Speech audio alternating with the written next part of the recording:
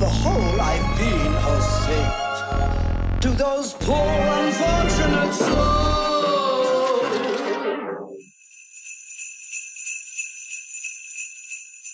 Hello, happy holidays, and Merry Christmas. Welcome to Poor Unfortunate Podcast, where Disney is what we do. It's what we live for. We're the two besties you never knew you needed. I'm Connor Perkins. And I'm Caroline Ameti. This is a Disney podcast for grown-ups because we believe magic gets better with age. Listener discretion is advised. Welcome to all of our returning listeners and viewers. Thanks so much for joining us once again. And welcome to any new listeners or viewers. Thank you so much for joining. Please make sure that you hit follow or subscribe wherever you're listening or watching the podcast. And if you're on YouTube, opt in for notifications so you don't miss out on anything. And then once we get to the end of the episode, or right now if you're feeling it, hit 5 stars, leave a written review, and leave a comment wherever you're watching or listening to the podcast. It's one of the best things you can do to help us get seen in search results, help the podcast get pushed to other people, and we would really appreciate it.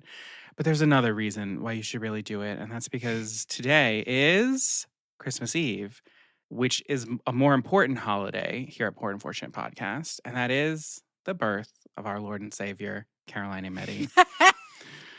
Happy birthday, Caroline. Thank you. This is our first video birthday celebration with you. Just trust and believe we have been wearing these sweaters every Christmas bonus. You just wouldn't know. You would never know. But we always wear these. For the past, what is it? Is it 5 years? Yeah. My mom got them for us. In 2020. In the pandemic. Woo! Come on, I love Walmart. this sweatshirt. Come on. But yeah, happy birthday, Caroline. It's so... Thank you. This is one of my favorite things that we do. Honestly, me too. And it's so nice to spend it with you, Connor, and with all of you listening and watching. And yeah, if you could leave a little review for a birthday present, that's honestly the only thing I actually genuinely want at this point anyway. Yeah, that, and then send this to a friend. Send this episode or an episode that you think that said friend will like. Yeah. Do that as a lovely little birthday gift to Caroline. That she would be appreciate fabulous. It. Yes. And Caroline, what have you been doing? How did you ring in this birthday? You've been doing it the right way, right? Yeah. So I decided there's no better way for it to turn midnight on my birthday than to be sitting in a theater watching Wicked for Good for the 5th time. 5th time? So, you finally caught up to me. Yes, especially because it's coming out on Prime soon. So I was just like, I got to get one more movie theater viewing in there. So yeah, I've got, I think 2 more in me that I got to get. Yeah. So Caroline spent the beginning of her birthday doing it the right way at Wicked for Good. And so now we're going to spend it with you all doing our annual holiday Christmas bonus. And I got a special gift this year from Connor. She got a special gift this year. Tell them what it is. This year, for the first time in forever, we don't have to play our game of yes and no of 20 questions. Which I know so many of our listeners so many of you love and it. You know what? I'm sorry. It's not your birthday. It's mine. She just wants a break this year. I just need a break. That game was pushing me to the edge of my sanity in so many different ways. And I needed a break. So we're doing something different this time. And I'm actually really excited for it. So can I tell them what we're doing? Tell them what we're doing. Because you're kind of in this era right now. Oh, yeah. We'll talk about that too. So much like we did a birthday bonus for Connor where we did a debrief of a Disney movie he's never seen. And so we did a Goofy movie. And so this time we're doing a debrief for me too of a movie I've never seen, but that Connor and I have talked about at length before I ever even saw it. And that is 2018's The Nutcracker and the Four Realms. Yeah. Heard of it? Heard of it. Maybe you don't even remember it. It happened. It happened. Did you see it in movie theaters? No. Oh, I thought you did. Okay. No. Okay. No. Okay. Yeah. I remember at the time being I remember seeing the trailer and looking at the aesthetic and I was like, yeah, I want to go see that. And I just never did. And it's taken me this long. So yeah, for Caroline's birthday, we are going to be talking and doing a full debrief of Nutcracker and the Four Realms. So obviously, spoilers are ahead. Mm-hmm. If you haven't watched it, it's available for you to watch on Disney Plus. So you could watch it. Or if you don't want to, you can just keep listening. Listen to us talk about it. But if you want to take a pause and watch it for yourself, we'll take a little break right now and we'll be right here when you come back. And welcome back. Connor's going to give you background information as we always do. But one thing I just wanted to note before he does that is that I am approaching this from a very interesting place because I'm like having a very strange nutcrackery Christmas this year because I watched this for the first time. I just saw with my family the Trans-Siberian Orchestra live, which was like a drug trip. And I'm also reading The sluttiest nutcracker. I'm reading the sluttiest nutcracker right now. I'm reading A Court of Sugar and Spice. And I'm obsessed with that's what it's called. And the craziest thing is, like, it is just so taking over my brain that, like, I'm trying to keep the versions of these characters from like this and that straight. Let's be very clear. Clara's a child in this. Yeah. Clara's a child. Yeah. Okay. Oh my God. So yeah, I'm very much in my Nutcracker era. But I've always loved it. Like there were other versions of it that I loved as a kid too. Like there was the Barbie Nutcracker. There was, I don't know, there was something else that I used to get from Blockbuster, a version of an animated version. So yes, in my Nutcracker era. I was a big Nutcracker kid. Me too. Big Nutcracker. We would watch Nutcracker on Ice. Oh my God. Oh, Nutcracker on Ice. We had that VHS that was super good. That was on NBC when they like broadcasted on NBC. I remember that. Mm-hmm. So we had that. I would watch that. And then when I was in second grade, we did like a little Nutcracker in school thing. Lucky. And we picked parts out of a hat. We put our names in the hat for the character. And I was pissed because I was like, that is not how we should be doing this. I'm like, I want to be the Nutcracker Prince. And I didn't get it. I was furious. When we did my church Christmas pageant, we pulled names out of the hat. And what happened was there were two categories of kids. There were like the older kids who would have the parts, and there were the younger kids who would be like the sheep. And my birthday's on Christmas, and I was right on the edge. And I'm like, I'm absolutely not going to be in the ensemble of this. Like, I'm going with the older kids. And then my name gets pulled out of the hat to be Mary. And I was like, fuck yeah. And the other kid, the girl who ended up playing Gabriel, was pissed. And she was like, she is not the right age for this. But I figured it out and I was Mary. And that is the main character energy that we are claiming in this next year around the sun. That is the main character energy we are claiming in 2026. Yes.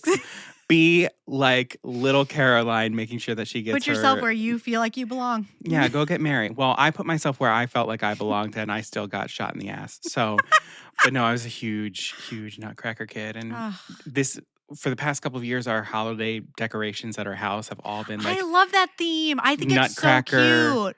It's all like sugar plums. It's like land of sweets and everything. We'll talk about it more when we talk about the movie, but that aesthetic is, it's good. It's good. Very cute. It's good. So yeah, we're both coming from a deep love of the Nutcracker. And I remember when they announced this film, I was super duper excited for it. I was really like, has you and I kind of written like on paper, written all over it. Yeah. And it's also like an obvious choice. Like, of course, Disney's going to tackle the Nutcracker. No one else has really, I agree. I agree with you. Gone for it. Like, gone for it. I agree.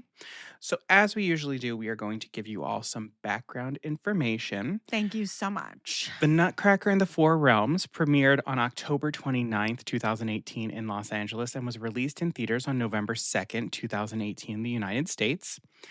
I'm going to go through a whole bunch of people who worked on this film, and I am going to be crediting some of their other things just so that you can see that, like, serious people worked on this film. So it was directed by Lasse Hallström, who directed What's Eating Gilbert Grape, The Cider House Rules, Casanova, and almost all of the ABBA music videos. And it was directed by Joe Johnston, who did Honey, I Shrunk the Kids, Jumanji, and Captain America, The First Avenger. He was also an industrial light and magic designer behind the designs of the Millennium Falcon and Boba Fett. Those are our directors for this film. Wow. It was produced by Mark Gordon, who did The Day After Tomorrow, The Patriot, and the new Hercule Poirot film starring Kenneth Branagh, and Larry Franco, who did Batman Begins and Jurassic Park 3. Wow. It was written by Ashley Powell. This is, I think, her first screenwriting credit. I did look into her, and I didn't see anything else. Yeah. I didn't see anything else. Yeah. It's based on The Nutcracker and the Mouse King by E.T.A. Hoffman and The Nutcracker Ballet by Marius Petipa, with music by Pyotr Ilyich Tchaikovsky. The cinematography is by Linus Sandgren, who is the Academy Award-winning cinematographer for La La Land. No Time to Die, American Hustle, Saltburn, and the upcoming films of next year, Wuthering Heights and Dune Part 3. I was wondering if you were going to say Wuthering Heights. Oh, shoot. Wow. The production design Okay. is by Guy Hendricks Dias, who did Inception and Elizabeth the Golden Age. The costumes are by Academy Award winner Jenny Bevan, who was the Academy Award winner for A Room with a View, Mad Max Fury Road, and Cruella. She also did costumes for 1995's Sense and Sensibility and Love. gave us the Drew Barrymore ball gown with wings in Ever After. Okay. Okay. Serious people on this film. Okay. The music was adapted in part from Tchaikovsky's The Nutcracker and featured new original music by James Newton Howard, who is one of my favorite composers. Yes. The Village, the entire Hunger Games series, Batman Begins, and The Dark Knight alongside Hans Zimmer, and Maleficent. But also, James Newton Howard and I, we share a birthday. So, Gustavo Dudamel conducted the London Philharmonia Orchestra and appears in the film as the conductor with Lang Lang as the piano soloist. Right. It features the original song Fall on Me, performed by Andrea Bocelli and his son, Matteo Bocelli. There's a really long-standing inside joke between us about this that we couldn't even get explained now, but it's still I'm gonna take the moment. You all deserve to know. I don't know if we've explained it on the... Have we explained it? I don't think so. Okay. If we have, I apologize. But so when this song came out, I was really super into it. I was we like, were oh my God, both, this is and beautiful. you introduced me to it, and we were both like, oh my God, this song is gorgeous. I'm like, it's stunning. And Caroline was like, who is it by? I'm like, it's Andrea Bocelli. And it's actually his husband, who's much younger. And I'm like, it's like kind of like his nurse, I guess, sort of someone to take care of him in his old age, but they love each other. And she's like, oh my God. Okay. Yes, beautiful. She goes home to her mother. God bless Lori Ametti. And she was like, plays the song for her mom. I'm like, did you know that? And she was like, that's his husband? it's a duet between him and his husband. And she goes, that's his son. And then calls me and goes, what's wrong with you? You're sick. That beautiful song is between that man and his son. Oh my God. So Fall on so Me is now a very every special... time I see the video with it, I think about the imaginary nurse husband of Andrea Bocelli. Lover nurse. Everyone deserves a lover nurse in their old age. It's just the fact that you added in nurse. I can't. I'm going to lose it. I'm going to actually lose it. Okay. The budget for this film was $120 to $130 million, and the box office was $174 million globally. We're going to get it together. It stars, among others, Mackenzie Foy as Clara Stahlbaum, Keira Knightley as the Sugar Plum Fairy, Jaden Fawara Knight as Captain Philip Hoffman, the Nutcracker, Helen Mirren as Mother Ginger, Morgan Freeman as Drosselmeyer, Eugenio Derbez as Hawthorne, Richard E. Grant as Shiver, Matthew McFadden as Clara's father, Benjamin Stahlbaum. Oh my God, yeah. There's a little Pride and Prejudice reunion moment kind of happening in this. Is. And Misty Copeland as the ballerina. Beautiful, beautiful. And let's talk about some reception here. Yeah. Now, we're going to have our own opinions about this, but I think it is important to note some of the context of this as a whole. Yeah. So this was considered a box office flop, with Disney losing over $65 million on this film when all was said and done. It's blamed in part by its release date, which is 2 days after Halloween. Right. I was like, wait a minute. What are we thinking? They didn't even wait until after Thanksgiving. So silly. A huge budget, and then just sort of like a general lack of interest in the Nutcracker concept. And I read this online too, and I have to disagree with that. There is interest. Maybe I'm talking about us. But... I think the general lack of interest also kind of goes in part with the timing of it. People aren't really looking to start doing Nutcracker-y type things 2 days after Halloween. Absolutely not. A week before Thanksgiving, maybe. Sure. But 2018 was also Mary Poppins Returns around the holidays. So I think therein lies the problem. Yeah. Yep. Yeah. to like live action, you know. Yeah, I think they overstuffed the schedule. Yeah, I think they so should have too. held off on this one, actually. Yeah. Mhm. The film received largely negative reviews for the most part, calling out the story and Keira Knightley's performance in particular, while giving some praise to the visuals and the overall aesthetic. It currently has a 32% tomato meter score and 36% popcorn meter score on Ooh, Rotten that's Tomatoes, bad. with an average rating of 5.1 out of 10. CinemaScore gave the film an average grade of B+. Oh, that's not so bad. Well, that's an average. Right. Typically, Disney films seldom go under A-. Okay. So yeah, I have a plot synopsis that I have pulled from the Disney Wiki, Beautiful. and so we're just gonna go through the plot, and we're just gonna sort of talk about things like as they come up. So Oh my God. before we get started, first initial thoughts, impressions. What did you think?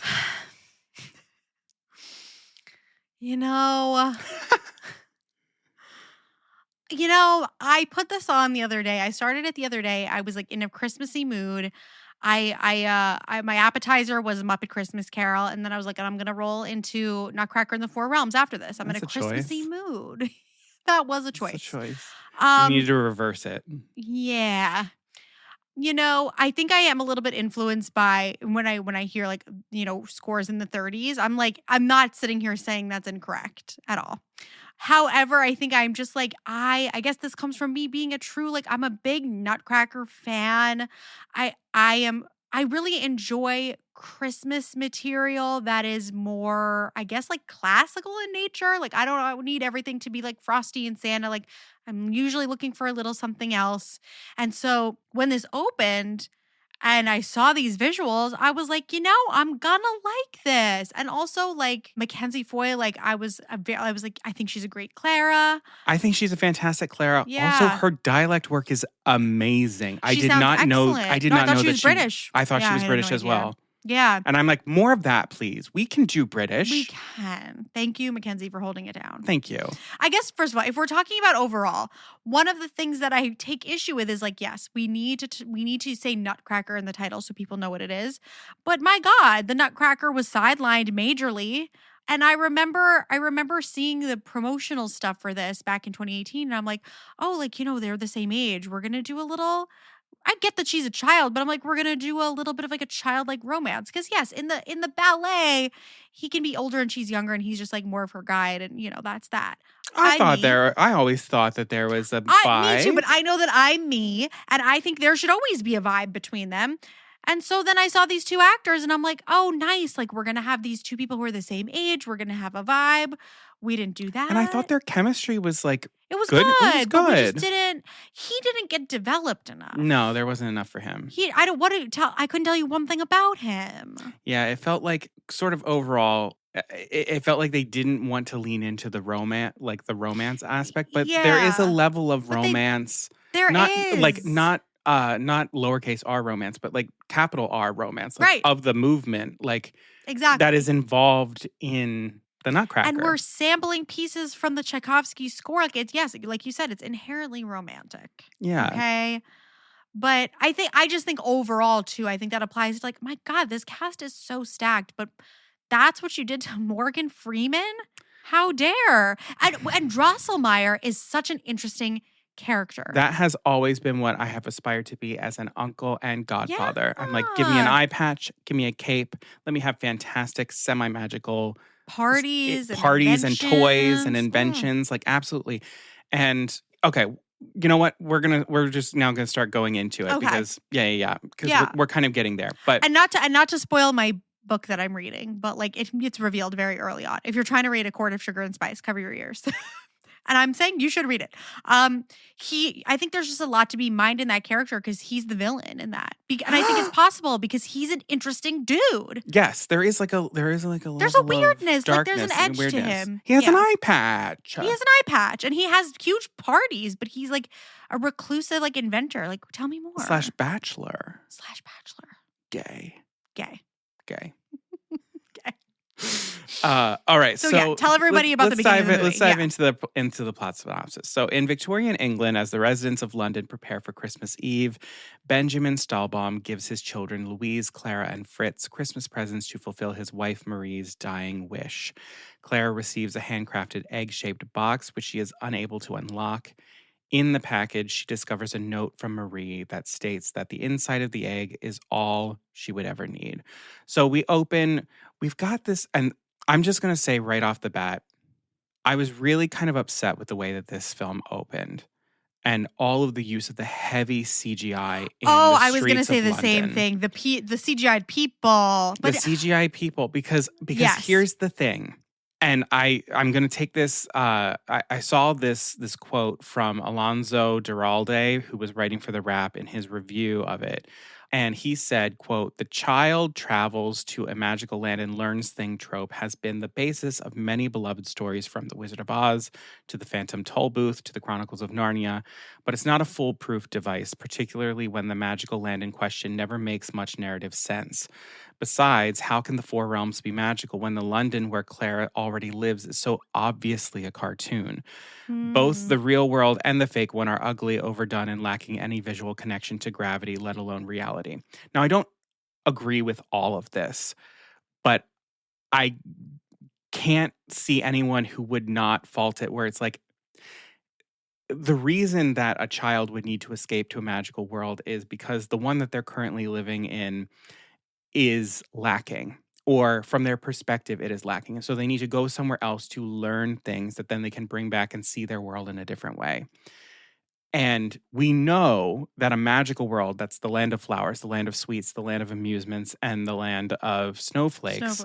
We know we're going to be CGI heavy in that world. Mhm. Why are we not hyper realistic in the real world? And I think to open with CGI was just such a waste. And I know it's because they wanted to give us some of the music and the sweeping shots of London and everything, but I don't think that really helps where Clara is supposed to be. She's supposed to feel like her world is small and stifled, and I don't think we needed to see as much of London as we needed to like feel more like Clara. I like that we got the little like introduction of her as an inventor in the attic. We got to see a little mouse, Right. little I little forgot nods about here that and part. there. Oops. Yeah. The CGI of it all and the tone. It's so funny. This feels to me, in a way, I feel like the flop of this like marked the end of this era of like the 2010s, where a lot of family-oriented, fantastical period pieces looked exactly the like same. this. It was all feeling like it was coming down from The Tim the Burton Potter Alice in world, Wonderland. the Tim Burton Alice, maybe a little bit of Narnia. All of those films are like, studios were like, that was a success. We need these family-friendly sweeping tales of like a period setting, and then the main character goes to this fantasy world. And this feels like the end of that in a way, because I can't really name a lot after this that feel like they are part of that lineage. And it was just so interesting because I was like, yeah, this is what and I would always get drawn in by these because I'm a big period piece kind of gal. And I was like, yeah, I remember when so many movies looked like this. And now, as much as I love it, as much as I love like, the aesthetic of Drosselmeyer's Party, the beginning, like you said, in the CGI of it all makes me remember why it needed to be over. Yeah, too. the CGI was just like really rough, and I was just, it was so disheartening because I'm like, the Clara's house, the interior, the production design of it all, it was so beautiful. Yeah. But at the same time, I'm like, I saw there was like a darkness to it. Like things were kind of muted. There was a lot of shadow. Yeah. So I'm like, all of those things are present already in terms of, making us feel like Clara, feeling like she's kind of overshadowed by this feeling of grief at the passing of her mother. All of that's there. And I think it would have been so much stronger to just like put us there and then let the big sweeping stuff, let that be in the fantasy world.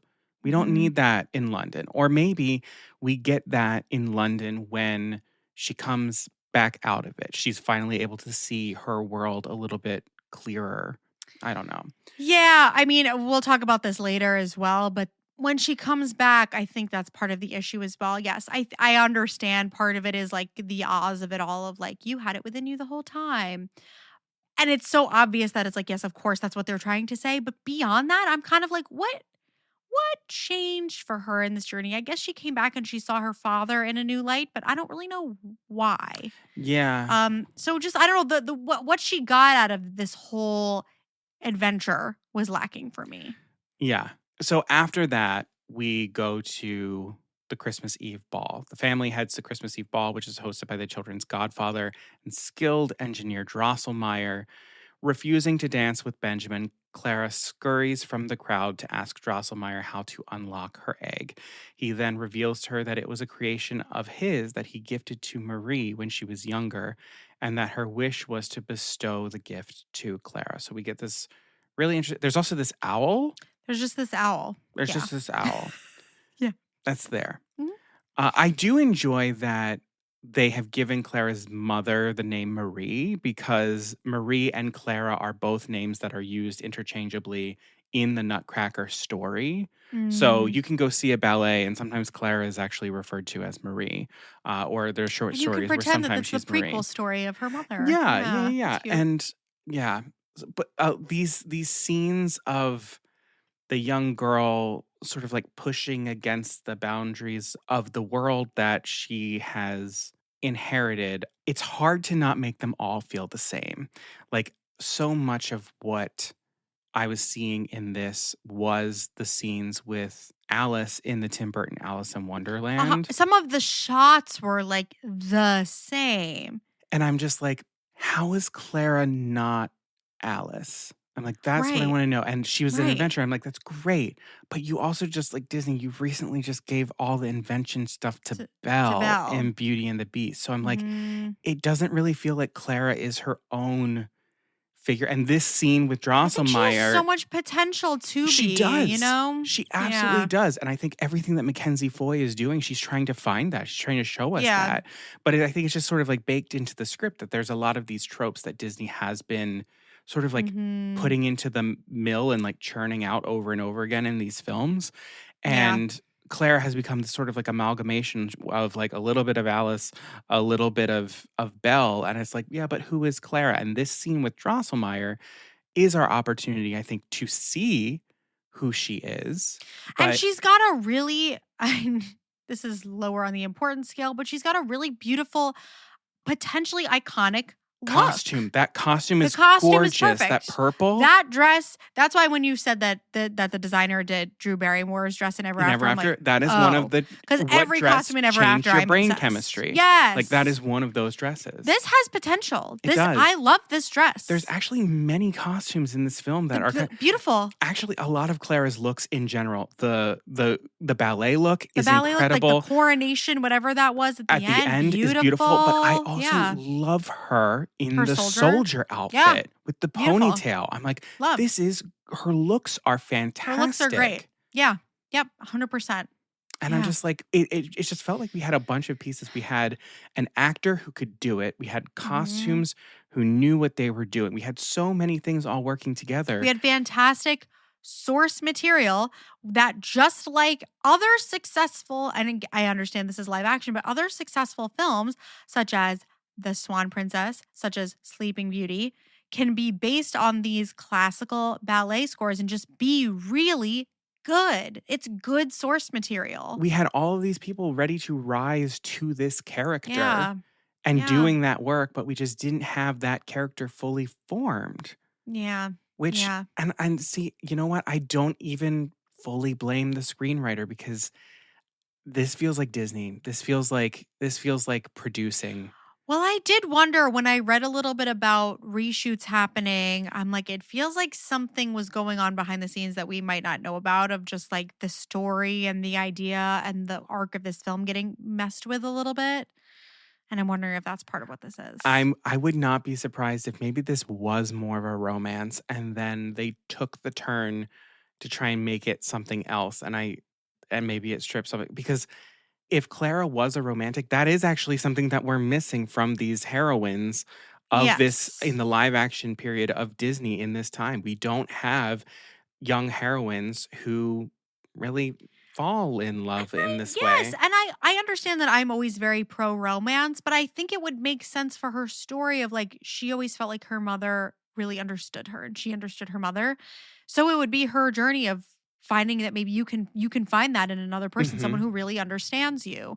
And I'm wondering if because of the title of this movie, I'm like, if this had been successful, would this have been the beginning of a saga? Of like we see Claire age and then it's like the Nutcracker and this, the Nutcracker and that. Like that's what it feels like to me almost of like this was Mhm. supposed to be the beginning of something and it never happened. So, returning to the ballroom, Clara gets scolded by Benjamin, her father, for not dancing with him. She calls him self absorbed and obsessed with his family's image since Marie's passing, a scene that plays out very similarly to Alice and her mother at the engagement Yeah. party. Mhm. After which, Drosselmeyer announces it being time for children to receive their gifts. First off, this ballroom put me there. I want I tell Drosselmeyer's Connor, house. you know I wrote that in my notes. I was like, drop me inside the aesthetic of this ball because this is the vibe. The orchestra placed Yeah. inside the swan carriage thing. Absolutely. A stage with classic This is my scenography. dream. Yeah, this This is is my a dream Christmas party. This is my dream Christmas aesthetic. This is it. It's so It's- the That's why we reds- started in such a great place. I was just like, yes, the vibe is right, baby. Like lush, luxurious, classical Christmas. And listen, yeah. we're going to probably go in pretty hard on this film if we haven't already. But I will say, having watched this now, I think 3 times in my life, it was not as bad as I remember it being the first It's time. not like it's the rating it has online is like this is absolute garbage. This is It's just not like forgettable. garbage. It's just forgettable yes. and not a fleshed out story is what it is. Yes, it's Which is upsetting again when the source material is so good. has so much potential. Yeah. That's the thing of this film.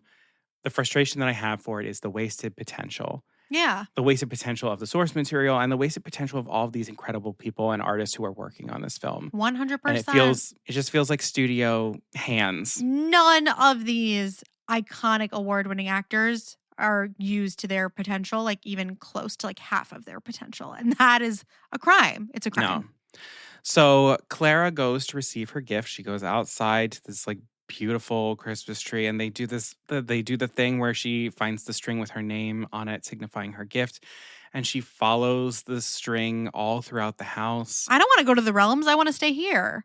But I guess again, maybe that is in the source as well, because the Drosselmeyer's Christmas party is always lit. Yeah. So as part of Marie's dying wish, he's sending Clara into the realms that Marie escaped to in her childhood and in her life. Yeah, a little unclear, but we'll talk about that later too.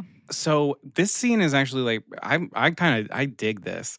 Yeah. She goes through this hallway and the wallpaper has the owls and then the owls shift to mice. Yeah. Super duper cool. Yeah. And then she keeps following the string until she is in the Christmas tree forest. And she comes and out beautiful. Still beautiful. Very beautiful. She comes out Yeah.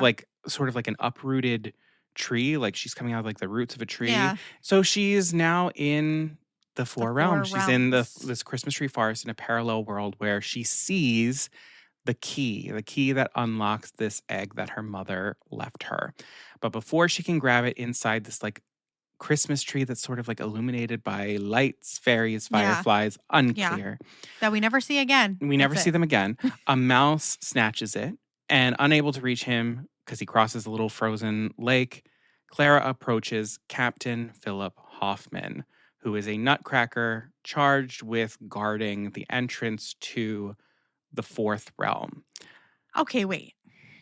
I just thought He's of something. Frozen. Okay.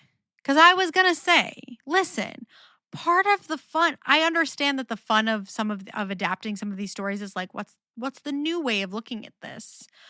But I'm like, a lot of the fun of the Nutcracker is that in her world, he's a Nutcracker. And in this world, he is her friend. But we didn't see him in the real world. In a he was hot there? split second. Stop. No. Fritz receives a Nutcracker soldier and comes up to it, and he's just putting it in. Oh my God, you're right. He's putting it in Clara's face. And the lighting is a little bit strange. Oh my God. So you can't really tell that it's it is a black Nutcracker. Okay. That is our only clue. Okay. Damn, It's- right. I forgot about that. But Darn. the Nutcracker is gifted to Fritz, not Right. I was going to say it's Clara. not Clara's. And also, there's no establishing at any point the connection between, like, a la, any of these stories, but like Wizard of Oz, the movie, things from the real world being different versions in the fantasy world. So I guess it doesn't matter. But at the end of the day, we're still calling this the Nutcracker. Yeah. And he's never really a Nutcracker, but okay. Yeah, Sorry. she But calls him this a is like, Nutcracker what? soldier, and that's the only way that we would know that he is a Nutcracker soldier. Is she? Yeah, he just looks like a soldier. And he has like a lip liner on that I'm like, is it supposed to allude to like a Nutcracker smell? I don't know. So Captain Philip Hoffman, he identifies Clara as a princess and follows her orders when she demands that he lead her across the bridge into the fourth realm where the mouse ran off with the key. They are unable to obtain the key from the mouse once they get into the fourth realm, which is like a creepy, sort of like broken down, like haunted looking Yes. forest. Mhm. And they get chased away by the Mouse King, which is realized by all of these mice in the realm, sort of like coming together to create this sort of like beast figure. Cool And concept. very cool concept. I Cool really liked the concept. way that that was realized. And I was Yeah. reading some stuff about like how What they it's arrived at that inspired because they were by, like, yeah. in some of those stories, the Mouse King is identified as having like 7 to 9 heads and things. And they're like, how do we Right. do that and not make it That's terrifying, but still scary Okay. and intimidating? And I'm like, I think they did a really good job because also I'm like, when the thing is holding her and the mice are just like It was running still over horrifying. her, it was Oh, still I was like, creepy. at first, especially because at first, never having seen this, I fully expected, a la the original, that this formation of mice was going to be the villain in some way. Yeah. So I was like, oh my God. That's what's interesting. I don't need everything to be exactly the same. However, I don't know. I feel like that was another thing that was like established in a cool way and then went nowhere. Like, yes, the mice / rat king, whatever, ended up being super helpful and heroic in some ways. But it's this concept that then we just ditched.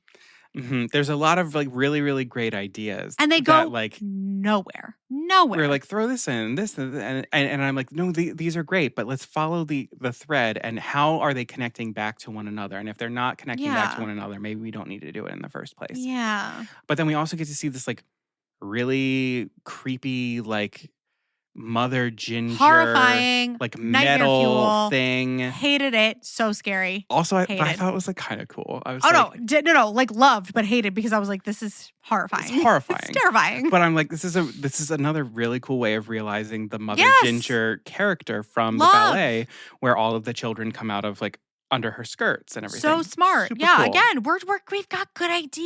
Yeah, it's a like, Mother Ginger metal big top. Hooray! Yeah, I'm into it. Yeah. So Clara and Captain Philip, they manage to get away from this Mouse King conglomeration of mice and escape the fourth realm, but they can't get the key. They weren't able to get the key. So now she's like, I don't really know what to do. And he's like, we're going to go to the palace and we're going to, see what's up. So he guides her to the palace where she meets the 3 regents of each land. So we've got Shiver, who is the regent of the land of snowflakes. We have Hawthorn, who's the regent of the land of flowers. And we have the Sugar Plum Fairy, who is the regent of the land of sweets. And at this point, I'm still with it. Yeah, I'm absolutely. like trying to track when I lost it, and I was still with it at this point. The costumes are super awesome, and the They're what you makeup would is really want. They're what cool. you would want in this like fantasy, sweetsy, wintry. Yes, all good, good. Yeah. So the regents tell Clara that they are at war with the land of amusements, which is now only referred to as the fourth realm. Mhm. And Clara imparts the information that the people have not received, that her mother, Queen Marie, has passed, which they all sort of are devastated by because they have been anxiously awaiting for her to return to their world. So Clara now is being tasked with being the new leader, the new queen of the land. And so she watches a ballet that tells the story of their world's creation. And the Sugar Plum Fairy, regent of the land of sweets, she explains to Clara that Marie created this world as a young girl.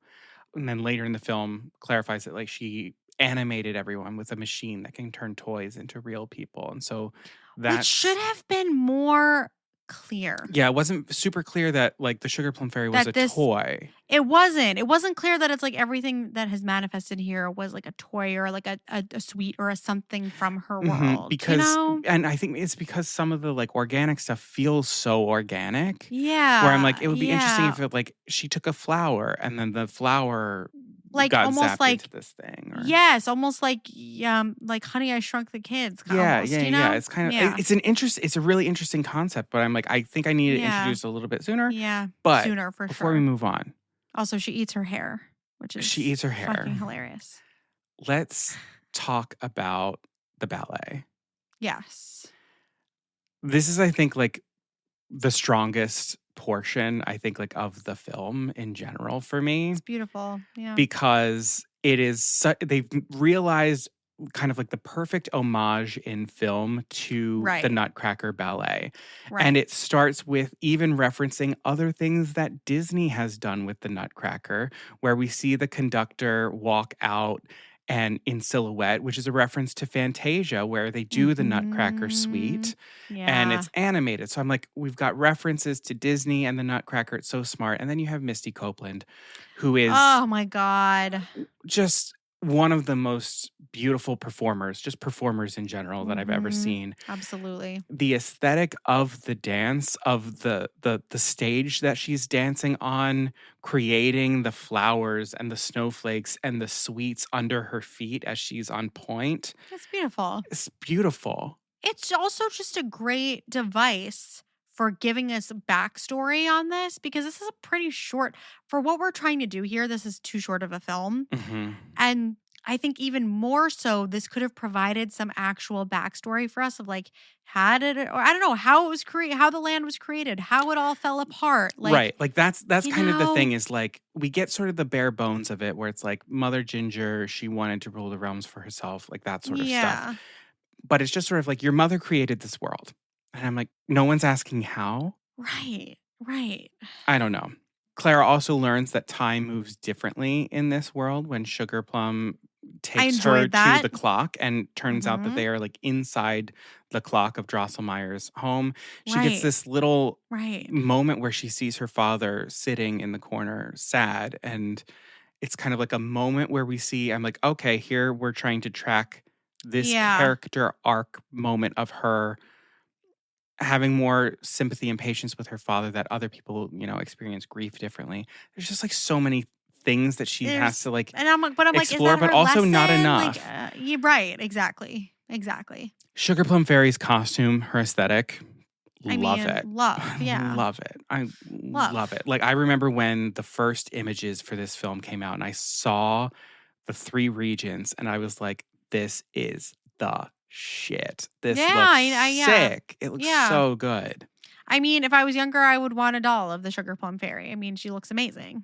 Until you see the Sugar Plum Fairy in action and the character and some of the choices that happen, it's not all meshing together. The script, the character, the realization, maybe the direction as well. It's just she feels very outside of even this world that we've created, in a way that like Shiver, Mother Ginger, and Hawthorne feel very grounded. More grounded, yeah. In this world, Sugar Plum Fairy feels like she's doing something else, which maybe that is intentional. Maybe that is a choice to make her feel that. But maybe there's another way that we could have done it. I think the trap is almost that the Sugar Plum Fairy in the ballet is like the big featured, like she's like the ultimate like princess role of the ballet. And I understand. Sorry, this is a spoiler jumping ahead into the plot, which we're going to talk about in a moment anyway. But like turning her into the villain, I get it. You want to do a bold change. You want to make the big princess character into the villain.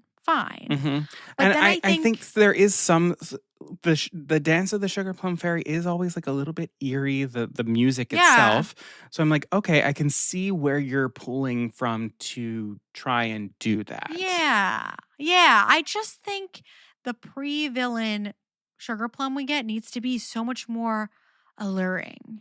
Like she needs to be like the ultimate, like you just want to like be around her. You want to talk to her. You want to, like, she's got to have that pull. And that's not what this character was. Yeah, she was very saccharine, like Yeah. from the beginning, which I'm like, I get where I get it. She's those from the land of sweets. Like, I kind of get it, but it's like, I don't know. the sugar plum fairy needs to be like a sweet that you want another Like hit Queen of again Frostine. and again. She and needs to be like again. Queen Frostine. Yeah, yeah. You Where like know? there's a little bit of mystery to her, something like that. Yeah. And she can certainly be sweet, but it felt like almost Sugar Plum was trying too hard. Which I mean, again, I think then you're supposed to be like, oh, I see it in hindsight that she Yeah, I was see it in trying too hard hindsight because that she's evil. But or she's trying too hard because that's- she's evil, or she has attachment issues, and that's what got her into this situation in the first place. But I'm just like, Right. I don't think that's the strongest choice for Sugar Plum Fairy, and I I think that's the strong choice for her if her arc doesn't end up being the villain. If you want to just have her be this like comical sweetie girl, I I'm agree. down with it. But then she can't become the villain. I agree. I Yeah. agree with that. So after the ballet, Clara goes with Sugar Plum Fairy, and Sugar Plum Fairy explains that her mother used this device that would turn toys into real life people, and that they can use it to defend the other three realms against Mother Ginger, the regent of the fourth realm, who is set upon claiming all of the realms for herself. Clara notices that the keyhole that runs the machine matches the one of her egg and is missing, and that's the only thing that's keeping them from using this machine. So she's like, okay, we need to go get this key, not just for my egg, but for this machine to save the world. So in order to do that, she's got to go to the fourth realm. She and her soldiers, she assembles them all. They all Suddenly go out. she knows how to lead a regiment. She just Yeah. she's suddenly just like And ride a "Forward horse." march." Yeah, she's like- she's So she leads them Incredible. all across the bridge, which another thing, this palace, I love the palace. yeah, I know. It's something new. Like that, I think that's Yeah. also what I look for in like a fantasy castle. I'm looking for something new and like having all of the Russian It's so Russian influence yeah. to it, but then also that it is on this like peak of a The water this perpetual flowing? waterfall. Yeah, it was cool. Clara, she leads this regiment over into the fourth realm. And I think this was the point where I was like, oh, because I checked the time left and I was like, crap. I literally think the rest of this movie is just going to be about the engine and the key. And that just feels a little meh to me. Mm-hmm. Like, I get it. It is a major conflict. It's the realms against each other going to war. Yet at the same time, it just felt so small. Well, Yet the key feels so small to me. and I think that's also the trap of it. You're calling it Nutcracker in the Four Realms, but It's not no. she spends most of her We don't time see- either in the no. castle or in the land of amusements in the fourth realm. This isn't a journey through all four realms. It's just like We no. only see her visit the land of snowflakes, the land of flowers, and the land of sweets in at the end a in that quick, like in a quick little montage moment during the ballet, where it's like, oh, she's like getting her presentation, but they're really like blink and you miss it sort of moments. oh my god, she's right. in a She hot gets air balloon presented, right? She in- gets lost Mhm. that. That's all happening during the ballet too. That's a huge part of the story that would make this feel bigger, which is like she's getting presented as the new queen of all four realms. Like, what is that like? And like, But they smashed that into yeah, that they made ballet. that like a montage. That is so strange. Just like I noticed, and you know what, that happened so fast I didn't even clock it. But at the end, she had this very, very 2-second long coronation moment. And I was kind of just like, well, what happened there? Like, And then she leaves. she leaves. And then she's like, bye. Thanks for the kingdom. Bye bye. God. You know the trauma that you have of my mom leaving you and then going off and dying? I'm gonna go ahead and do that. I'm gonna go ahead and do that for you real quick. All right, so they go over into the fourth realm. They have this like creepy battle in the Horrendous. woods. Nope. Everything that I hate about Alice in Wonderland was starting to happen in this, and I was like, oh no. No. We get mouse rinks, Mouse mouse rinks. mouse rinks, And I'm kind of just like, why? which is the name Why? of the mouse. Honestly, like, why can't he be the Mouse King and then he makes a formation of a giant mouse? But like, why couldn't he just be called the Mouse King? I don't know. Because again, why was that thing called the Mouse King? He's not the king. And also, There is like, a queen. He's not the king. and like his name God. wasn't even Mouse Rex, which I'd be like, oh, No. Mouse Rex being Mouse Rinks King. being king. But no, it's like Mouse Rinks. Rix. It's like Mouse Rix but or something. It's Why weird. is he the mouse? Why is that formation of mice the Mouse King? He's not the king. Everybody, there's a clear structure of leadership here. He's not a king in any way, shape, or form. Why are they calling they kind him of feel that? like more of like a commune. Yes. Yeah. So they're doing this sort of like battle in the forest, in the mist and everything. Yeah. And Clara, continuing to look for the key, sees that the key goes into the creepy, rundown land of amusements of all these like rusted amusement rides and carnival stuff. Which I don't dislike, but again, it's kind of an overdone aesthetic. The broken down carnival, I've kind of seen it before. Yeah. It doesn't and feel super creative to me. And I'm also just like, how did it all get broken down? Right, because it's just like supplies have been cut off to that realm, I suppose. Of magic? Who knows? I'm like, Who knows? what keeps the things oiled and clean? And how did Mother Ginger get her face cracked? Her face crack? Face crack of the century. Yeah. So Clara goes into the Mother Ginger big top. She sees the like Punchinella Yeah. bloop, bloop, bloop, bloop, bloop. Funny clown Nightmare. things. Nightmare fuel. She goes like up this little staircase thing. That thing was cool. Invention. Would I'm like, ride I it. would That's ride fun. it. Would ride. And then she comes face to face with Mother Ginger. So she sees Mother Ginger. Mother Ginger has the key. And they sort of have this little like face-off moment. And then Philip comes in, causes a distraction. She grabs the key and hustles her ass out of there from Mother Ginger. I don't even know how that happened. My mind wandered a little bit. I was like, oh, she's out with the key. Okay. It's literally Mother Ginger. Like, Philip comes in, he starts battling the clowns on the ground floor. Mother Ginger looks away. She grabs the key and then she slams herself into the little swirly seat, and then she goes all the way back down. They run out. There were too many battle sequences in this. And I get that's actually in the source material, but for me, it was in favor of plot development. So it was just like half of the movie, I felt like I was watching a sword fights, and I just am not interested in that. Yeah, I almost kind of wish that like she didn't go into the fourth realm, that she hadn't already been in the fourth realm. Agree. That if this was the first time, Agree. like if when she was with the Nutcracker, he took her straight to the palace and we skipped the first time. Yes, we didn't need any of the rest of it anyway. Completely agree. Yes. And I almost wish that then we could cut out these little clowny guys. It would almost be cooler if she is walking. I mean, even though I do love the gigantic Mother Ginger thing and I wouldn't trade it. If it's like Mother Ginger is just like in the woods and they just like come face to face, like two women just like walking on foot. And it's like she's surprised to just like see her walking around like a normal person, you know? Like, so that it could be more of a personal. That feels very moment. Oz the Great and Powerful too. Where it's like you think that the bad witch is Glinda and you're in the graveyard and everything. Yes. These are all Sorry, I forgot to mention that film at the connected. beginning too, of like all the things that feel like they're in the same line. Oz the Great and Powerful is in this line too. Yeah.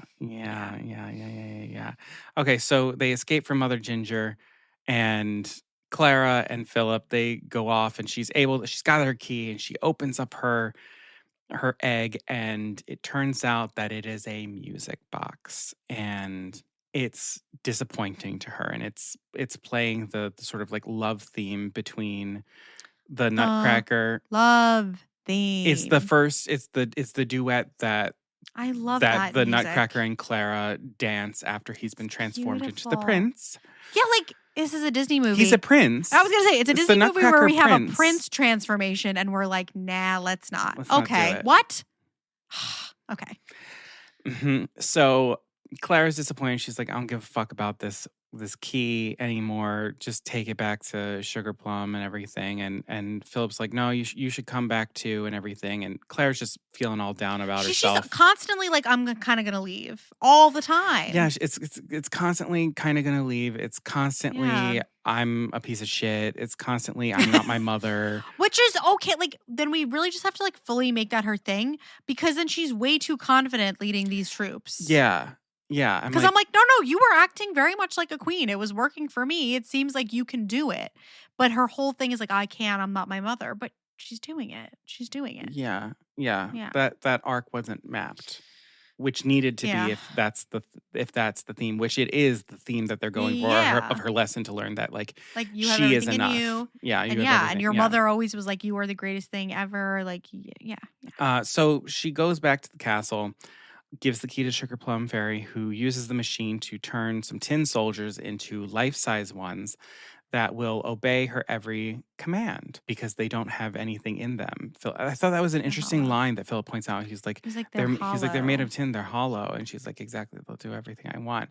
And they'll obey her commands, including the one to attack the fourth realm. Mm-hmm. And now we get the reveal that Sugar Plum is actually the one who wants to rule the realms. And why is not very, the why behind that is not very solid to me. It's just like, I miss Marie.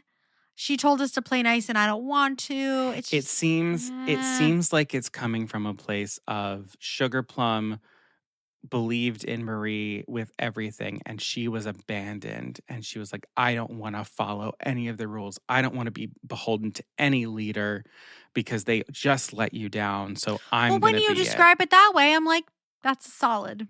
But it wasn't clear. I know. It just felt like chaotic for no reason. Well, because also the script has really weird things happening that feel very out of place where she's like, hello, boys. No, and she's I was just going to say what. And she's constantly like. She actually says the line like, she says, hello, like, boys. And then she was like, a man in uniform. And these boys, like she refers to them as boys it's weird. twice. And I'm like, so strange. It's very out of place. I thought even so in too. This world. Yes. The villain who says that is a villain who was like jilted by a lover or something. And that's not her. I'm like, is she attracted to these tin soldiers? I don't. Yeah. Like she was just constantly like sexualizing them in a weird way. It was so strange. Also, she's a Sugar Plum fairy and she only flies 2 times. And yeah, one time. When she opened up her wings, I was like, oh, great. So Sugar Plum reveals that the machine can also turn this world's people back into toys and that she intends to do that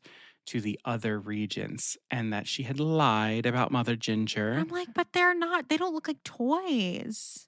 Okay.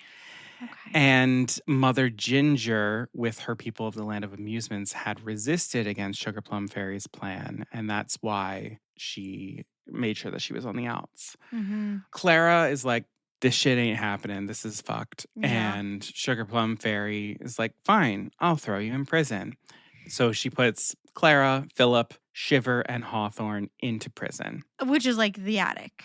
It's like very beautiful room. It's beautiful room. Not a bad prison. Beautiful. And this could have been the moment before Shivers, whatever, and Hawthorne arrive. This could have been, again, even if we're not going to lean full-fledged romance, this could have been a really beautiful connection scene between Philip and Clara being like, it's us, we're going to do this together, like, I got you. But now we've got these 2 older men who are also present for it. And it's just kind of like, nah. Yeah.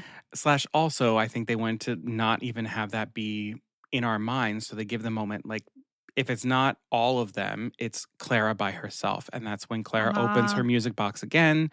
And she discovers that the top flips to reveal a mirror illustrating that all she needed was herself. Which we all knew from the get. Mm-hmm. Yeah. So she and the other prisoners escape using physics. Cool scene. And I'm like, again, my brain turned off. I'm like, yeah, they got out. I don't know. It's taking too long. There's no plot. I don't care about these action sequences. Please, I'm truly, my mind wandered. I don't even know what I was thinking about. So they're escaping prison and she's like, I got to stop this. I got to set this right. I got to stop Sugar Plum. And so she is trying to make her way back into the room where Sugar Plum's making all this shit. Meanwhile, Mother Ginger has sent the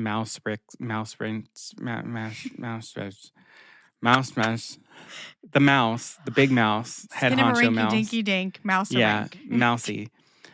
She sent Mousy over to the castle to be like, this shit's gonna go down, keep an eye on it. And now Philip's like, oh, Mousy, you're my friend. And he's like, the romance was truly between the 2 of them. The way that Mouserinks like cuddles him at the end of the movie, I was like, they're in love. Which, Sure. I mean, if you want to give me that version of the story, the Mouse King and the Nutcracker. Maybe that is book 2 of The Sluttiest Nutcracker. In this, it would never work that way. The mice in this book are disgusting. Oh. disgusting. I was going to say heated rivalry has nothing on the Nutcracker. The Nutcracker is beyond horny for Louisa, so it's never going to happen. Louisa? Yes. Never heard of her. The sister. Oh. Clara is busy with the Sugar Plum Fairy, but I digress. Sugar Plum Fairy's a man? But he is very, very bi. Who does he get with? Everybody. Do you get a bi scene? Well, I'm only halfway through the book, so Okay. who knows? Who knows? But he tells her about like he's been with everybody. He has pink hair, he has black nails, like it's crazy. This book is wild. So all this to say, I'm very much not against people taking these established characters and doing something new, but you got to build it for me and I will come. I mean, that sounded wrong.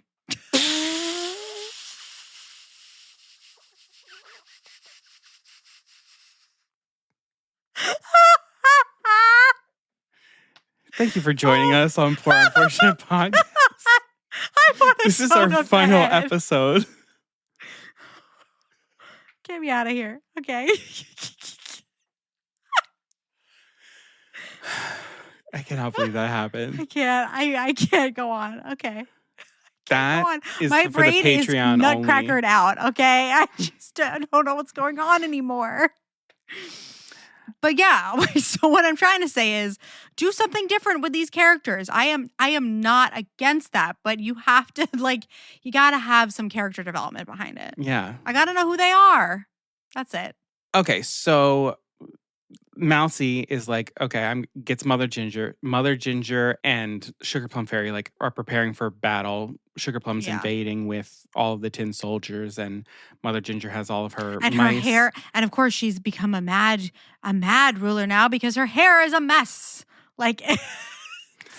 Also, I'm like, this woman would never have a hair out of place, but never. Okay. But whatever. Sure. So the Land of Amusements, the people of the Land of Amusements are fighting them off. Yeah. Meanwhile, Clara, she is sneaking back into the machine room. She stops the factory flow with water. Brain turned off. I don't know what was happening. And surprise, Mother Ginger was hiding in one of the little Russian doll type of. Oh my God! characters. When Helen Mirren pops out of that, I was like, oh my God, stop doing this to Helen Mirren, please. And the way that she had to jump. But also, Mother Ginger, I love Mother Ginger. I'm she was yes. badass. The makeup was sick. The outfit is amazing. The vest and the pants, the whip. Was super cool. Absolutely. Yeah. I was into Mother Ginger. Helen Mirren is Mother Ginger. Yes, that sounds exactly that's great. right. And then when her aesthetic changes when she's a regent at the end of the film again, it's more her regent outfit was exactly right. I was in the flow. Yes, it's flowing. The costumes were telling a story, and very little else was. So Mother Ginger comes into the room. Clara enters the machine room. She shuts down the machine while fighting off the soldiers. Mother Ginger, she comes to her aid. The Sugar Plum Fairy ultimately figures out some shit's going back down in the machine room, so she flutters her little wings. And the second time we ever see her wings, ever. She comes back, and then she's like, stop. No, don't. And then, please... and then I'm a fairy now. So then she basically traps Mother Ginger and is like, I'm gonna turn you first back into a damn toy. Right. Meanwhile, Clara has been doing this little reversal on the machine to make it do something else. I mean, your guess is as good as mine. I have no idea what you're even talking about, and I watched it today. Well, she changes the thing so that it the direction, which is an allusion to when the swans were moving in the beginning. In the beginning, when she fixes the thing in Drosselmeyer's. Very kind. Sure, I guess so. I don't know. Okay, I'm looking. Oh my God. Yeah. Okay.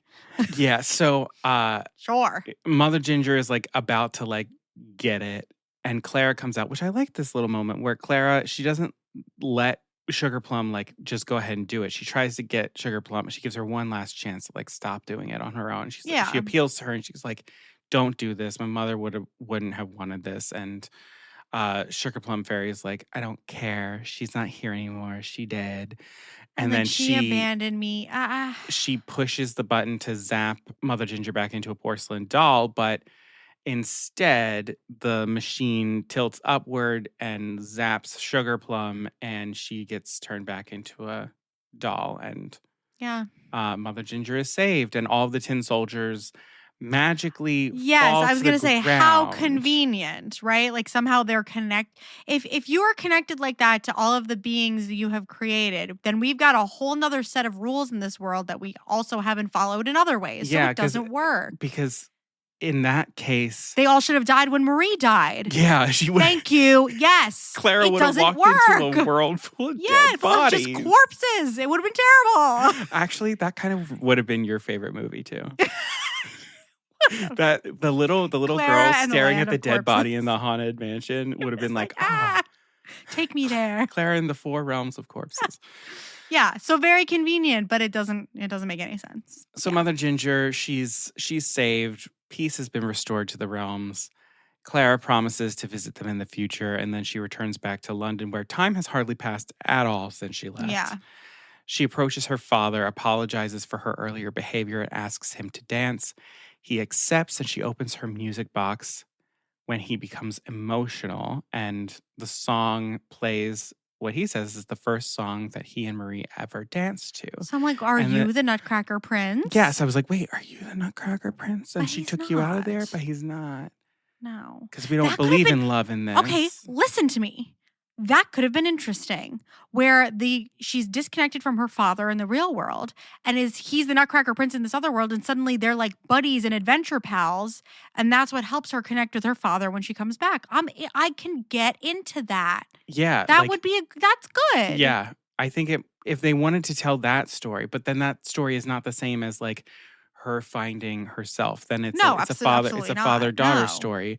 No. But I think that actually would have been really cool. It would have been cool. Like she goes into this world and like something happens, and then all of a sudden like her father like is like, I know where she is, or like he's getting memories back or something like that. Like Very kind of like Hook-esque, like Right. Peter Pan getting his Right. memories back, like not having a Right. recollection of this at all.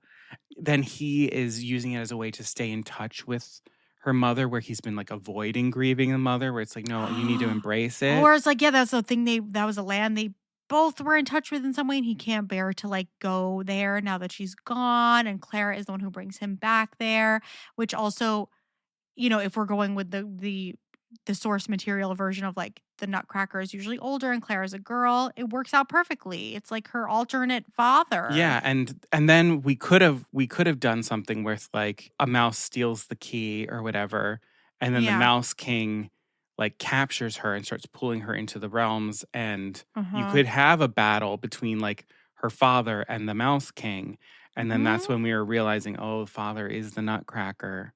Yeah. think and then that leaves a lot of potential Matthew for like, McFadden as a who- Nutcracker would have just been Oh, like baller. take my money. Yeah, that would have been fantastic. And then we could have played around with the Sugar Plum Fairy being something else really interesting. Who knows what? But yeah, it just Mhm. opens up the options. Mm-hmm. I'm into that. And so then they dance, and then the movie's Yeah. over. Yeah. I love the end credits of this film. Yeah. Oh, great. We Thank get you for bringing it up. another ballet sequence. Yes. I even love the animations once we get to the actual credits rolling. I'm like, I love these, but these are from a different movie, as is Fall on Me. Fall on Me has promised me an entirely different movie. Well, Fall on Me, again, the song is a duet between a father and son. Right. It's a duet, and Clara's story has been pretty much a solo one. I think Fall on Me would make even more sense to be associated with a story between a father and a daughter. Absolutely, because then it's also like they're both people grieving, and it's like, fall on me, I'll fall on you. Like we'll get through it together. Like when we feel like we can't go on through this, we will together. I would not be surprised if Ashley Powell, who wrote this, was like, yeah, no, I wrote this as a father-daughter Oh my God. thing. And then the studio was like, no, we need a strong female character, Yeah. like put Clara at the center. But we're still gonna have the Nutcracker, quote unquote, look at her longingly enough that I was like, okay, they're trying not to do a romance, but I bet you he's gonna grab her hand, he's gonna kiss her hand or kiss her on the cheek. Nope. But I'm We just just like, had him stare at her. And I'm like, I know what you're trying to say, so just do it. Have him do it. Even if she's not interested, he can still have feelings for her because he clearly does. and It's I'm just just weird. like, they could have solved that issue if that was something that they didn't want to do. If they didn't want to go into the romance route, they could have solved that issue entirely by making the Nutcracker her father. Mhm. And maybe he's confronting, like, having left the realm and realizing that he's doing the same thing with his children, where he's like leaving them in their time of grief. Mhm. And the heart of the whole story is like a transformation. And like, I feel like that's like a lot of what grief is. And she's transformed in the way she views her father. So it's just a very clean connecting line between those You things. could even do a thing where, like, he slowly is starting to turn back into a Nutcracker, and he That's needs to go to the realms in order to, like, restore the that's what magic. happens in my book. He's constantly like going back and forth between his real form and a nutcracker, which is a very interesting thing. Yeah, it reminds me of, like, Once Upon a Time, because that's one of the things that happens with Pinocchio is Oh. like, he's starting to turn wooden again as the magic is, Right. like, leaving, But we've completely ignored the nutcracker of it all in this, so it doesn't even matter. and it's in the title. Yes, because they had to tell. Because at first I was like, call this Clara and the Four Realms, but nobody would know what it was, and I don't think it mattered anyway. And Fall on Me, yes, I love it as like this is the end credit song about this father daughter story.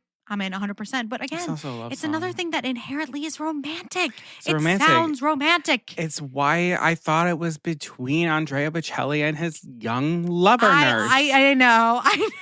And I think did you say at one point you're like, this could totally be a candidate for a song at my wedding? And I was like, No, I'm on board with you. right Yep. now it is like literally, if I ever marry, Fall on Me is low key like a major contender for a wedding song for me. Yeah, so the end credits, there are just pieces of this whole thing. I think this is that's a perfect way to sum it up. It's like there are just pieces of this, and we'll never know. There's some hidden thing here with reshoots.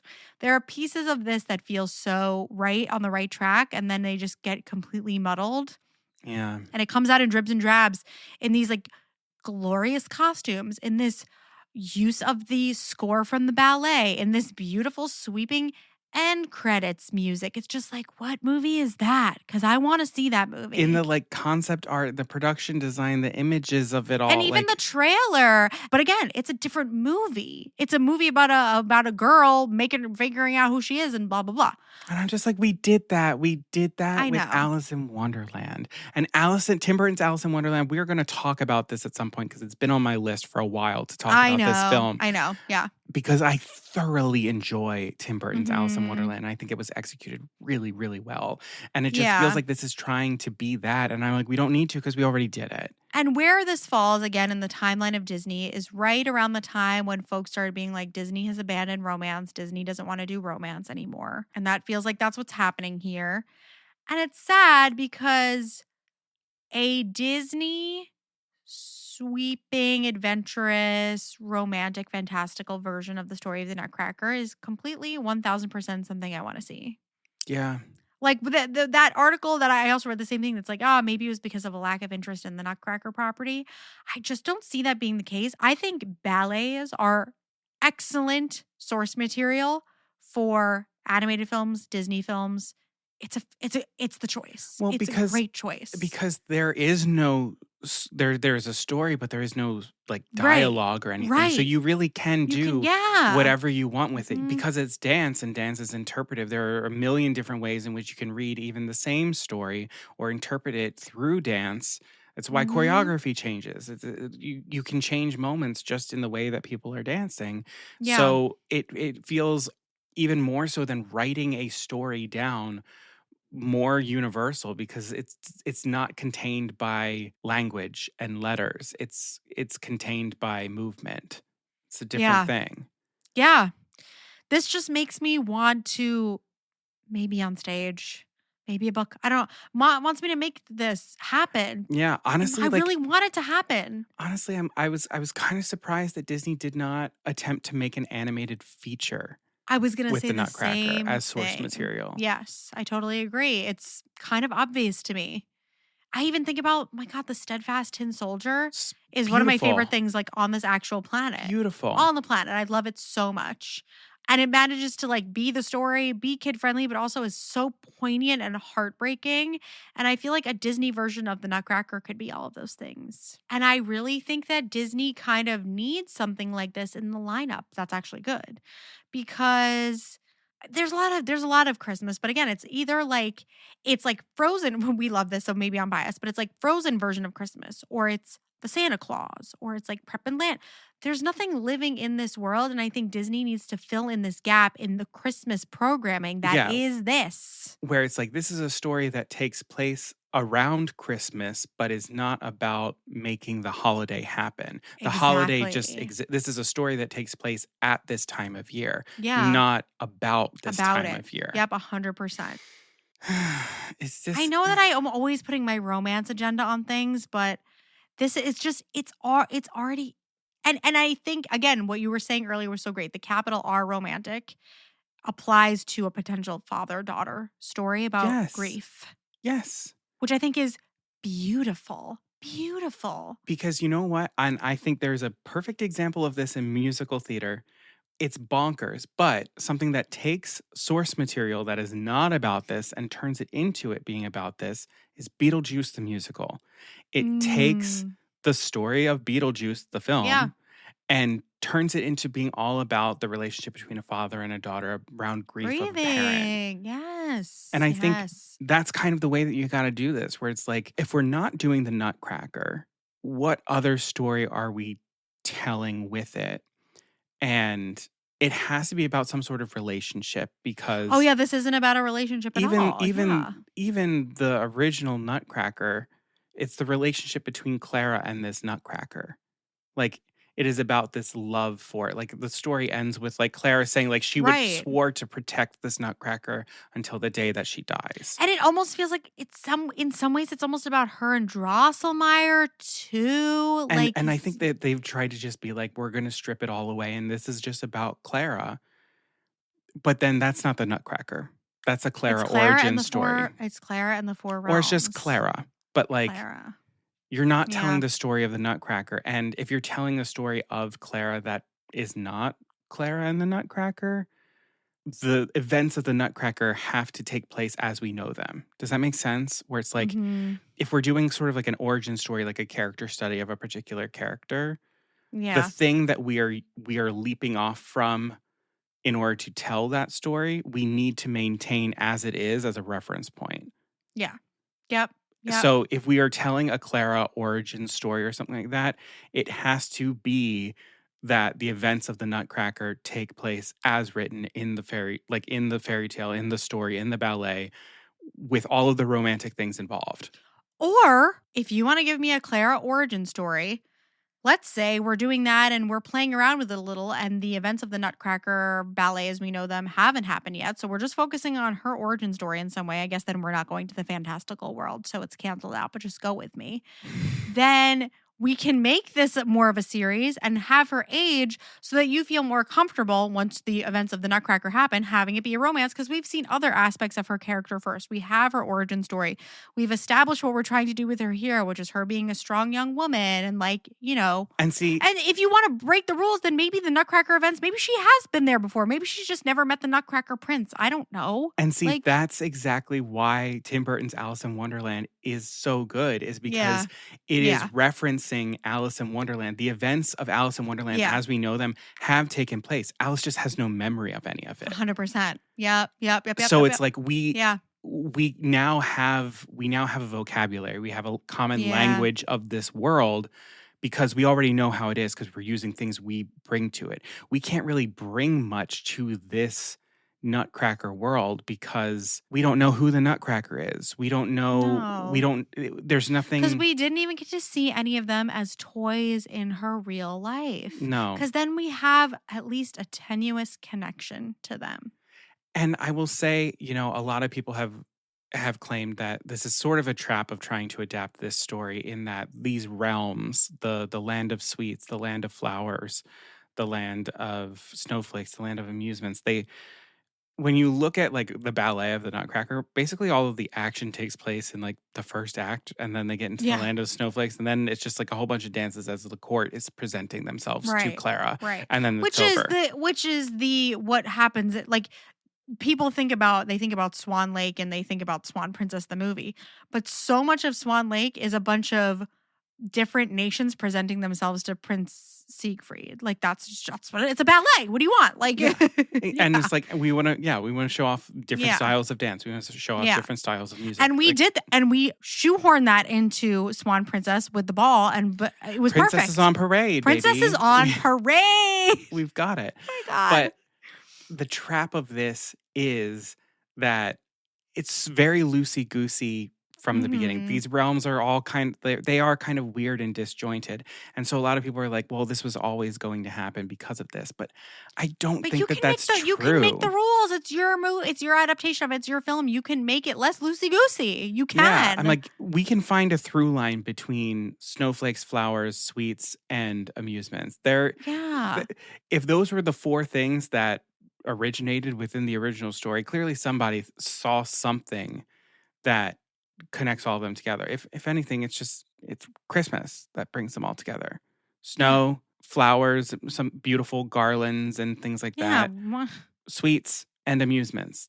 Right. Those are like the four principles of a Christmas party. Sure. It baffles me, I think, when for as imaginative as our industry and our business is supposed to be, how much of a lack of imagination there is. Very interesting. Yep, especially with such strong source material. I feel bad for Ashley Powell because I don't necessarily think that this film is the story that she wanted to tell. It reeks of studio involvement. We might have to get her. We need to talk to her. I would like to talk to her. I actually would really like to know. Yeah, well, now you've seen the Nutcracker in the Four Realms. Well, listen, in the moments when I turned off my brain and I stared at it, I mean, I had a good enough time. You know me. I love a vibe. And it's another Nutcracker story. Yeah. Because there aren't that many mainstream versions of the Nutcracker that are narrative in a way that like isn't just the ballet. This might be the jumping off point for me. I might have to take this into my own hands. I kind of was hoping you would say that. Because as someone, listen, you all, as someone who has seen, heard, and read Caroline's writing and style of writing, the Nutcracker is so perfectly your aesthetic. Write that down. Is today the day? And then you can say like in the history of like how it's happening, you'd be like, I was radicalized after watching the Nutcracker in the Four Realms and reading A Quart of Sugar and Friggin' Spice. Happy birthday. But I'm glad it's been long enough. Every year at Christmas, you're always like, I'm like, have you watched it yet? And I'm like, no, I haven't. This is when it needed to happen, and we needed to be able to hop on and talk about it directly afterwards. So I'm so glad that we did.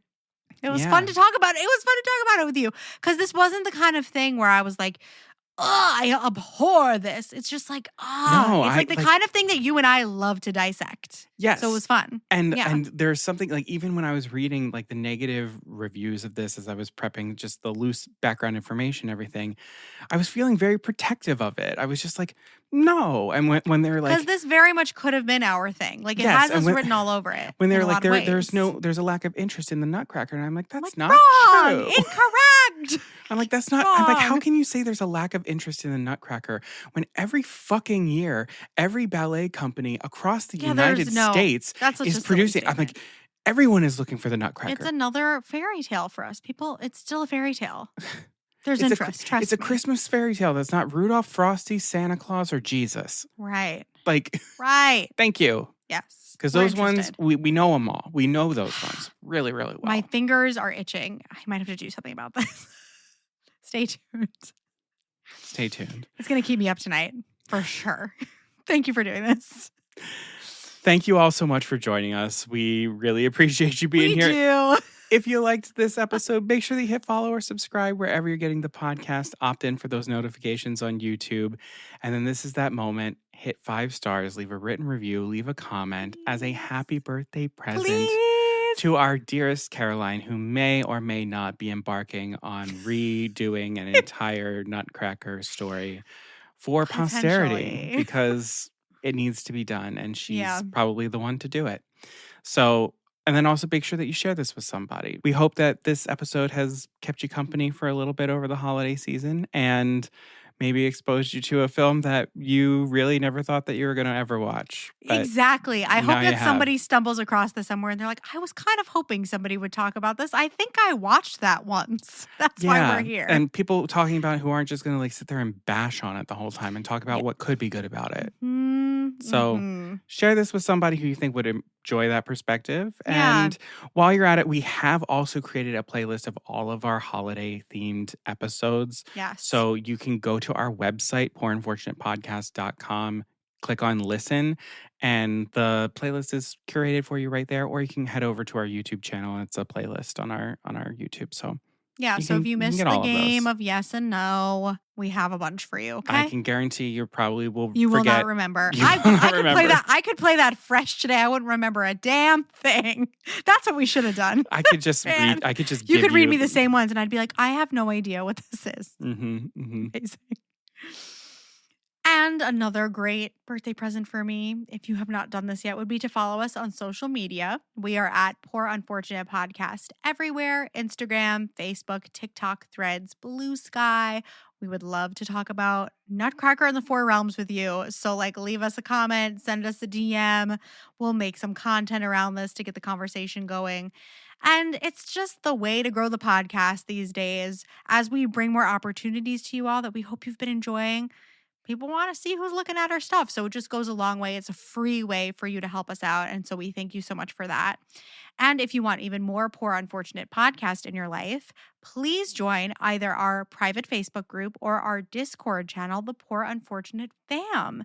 So that is where our listeners gather to talk about the episodes, talk about a range of other subjects that we've all found we have in common, which is so much fun. And it's just a fantastic way for Connor and I to find out who's out there listening and what you're interested in so we can keep bringing you what you love about Poor Unfortunate Podcast. So we hope to see you there. And if you're looking for merch, the Poor Unfortunate shop is open, poorunfortunatepodcast.com/shop. And as I always say, it does take us a little bit of money to keep the podcast up and running and coming to you. We do have a PayPal account linked in our episode description and in the website links in our social media accounts. Anything you have to spare goes a long way for us. It could be $1, $5, $10, more than that. One-time donation, monthly donation, it all just goes right back into the podcast, helping us keep it free. And to all of our monthly donors who have been donating to this all year long, whether you've been here for a month, whether you've been here from the beginning, Thank you. thank you. We are not able to do this without you. And I hope that some of you who have been enjoying the podcast thus far will consider in the new year, if you have a little bit extra that you might be able to throw our way. It helps us so much. It helps us so much. So thank you very much for that. Thank you. All right. We hope you have a happy and safe Christmas and holiday season. Happy holidays, you all. We love you. And Caroline, happy birthday. Thank you. I have a feeling it's going to be a really good birthday. Yeah, this one's going to be a good year. It has to, right? Yeah, because I'm writing the Nutcracker. There you go. Stay tuned for this time next year. We'll see. Maybe we'll do maybe our Christmas We'll bonus do will the be a first reading. read-through. Yeah, Fantastic. See you there. Or that'll be on a 365 Patreon. days. Yeah, that'll be on a Patreon. Absolutely. Yeah, absolutely. All righty. Thanks so much for joining us. We will be back soon with another episode. And until then, Beluga Beluga Sevruga.